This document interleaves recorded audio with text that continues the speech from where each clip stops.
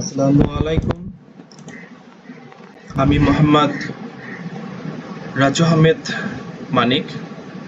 আজকে আমরা শিখব এইচএসসি আইসিটি বইয়ের চ্যাপ্টার 3.1 এর কিছু গুরুত্বপূর্ণ অংশ, যা আমরা এই অধ্যায়টা করতে গেলে যে সকল জিনিস আমাদের খুবই গুরুত্বপূর্ণ, যে সকল জিনিস ছাড়া আমরা অধ্যায়টি করতে পারবো না, সো সেই সকল জিনিস আমরা আজকে শিখব।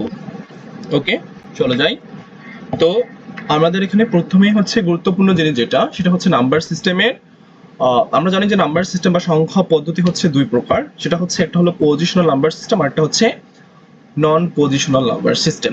তো আমরা এখন যেটা শিখবো সেটা হচ্ছে পজিশনাল নাম্বার সিস্টেম।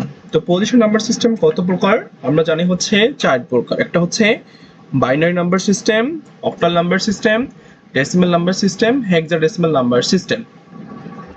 ঠিক আছে, এই হচ্ছে চার প্রকার: বাইনারি, অক্টাল, ডেসিমেল, একটা হচ্ছে হেক্সাডেসিমেল। তো এগুলো আমরা হচ্ছে এখন বিস্তারিত শিখবো।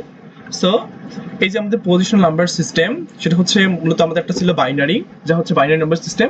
এটাকে আমরা বাংলায় বলতে পারি দুই ভিত্তিক সংখ্যা পদ্ধতি, যা হচ্ছে 0 আর 1। এর বেস কত? 2। বেস বলতে কি বোঝাচ্ছে? বেস বলতে বোঝাচ্ছে বেস বা এর বাংলা হচ্ছে ভিত্তি। ভিত্তি বা বেজ হচ্ছে কোনো সংখ্যা পদ্ধতিতে ব্যবহৃত যে ডিজিট গুলো আছে তার সমষ্টি। তো এখানে ডিজিট আছে কয়টি? দুইটি না, একটা হচ্ছে 0 আর একটা হচ্ছে 1। তো এখানে বেস কত হবে? 2। ওকে, এরপর আমরা যাব যেটা শিখবো সেটা হচ্ছে অক্টাল নাম্বার সিস্টেম। এটাকে আমরা বাংলায় বলতে পারি আট ভিত্তিক সংখ্যা পদ্ধতি। ঠিক আছে, আট ভিত্তিক সংখ্যা পদ্ধতি। এর ডিজিট হবে কত থেকে কত?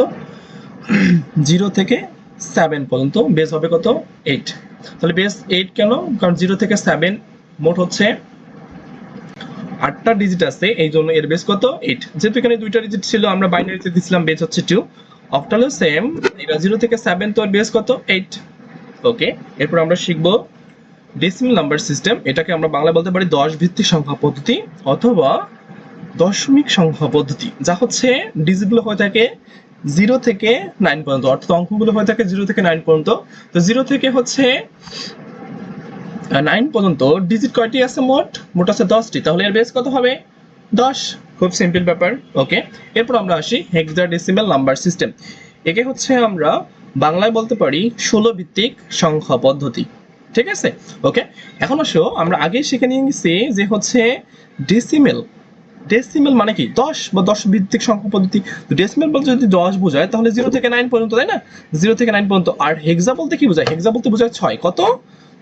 6। এক্সাক্ট বলতে যদি 6 বোঝায় তাহলে কোন 6 বোঝায়? সেটা হচ্ছে ইংরেজি ক্যাপিটাল লেটার। কি লেটার? ইংরেজি ক্যাপিটাল লেটারের এ থেকে এফ পর্যন্ত। এ থেকে এফ পর্যন্ত মোটে আছে 6টা, তাই না? ওকে, তাহলে 0 থেকে 9 হচ্ছে আমাদের ডেসিমেলের জন্য, আর হেক্সার জন্য এ থেকে এফ। তো 9 এর পর যখন আমরা 10 লিখবো, 10 লেখা যাবে না, তখন লিখতে হবে এ, তারপরে হচ্ছে 11 জায়গায় হচ্ছে বি, তারপর হচ্ছে 12 জায়গায় হচ্ছে সি, 13 জায়গায় হচ্ছে ডি, 14 জায়গায় হচ্ছে ই, আর এফ মানে হচ্ছে কত? 15, অর্থাৎ 15 জায়গায় হচ্ছে এফ। তাহলে বেস কত হলো মোটে? 16, তাই না? ওকে, তাহলে হচ্ছে বেস হচ্ছে 16।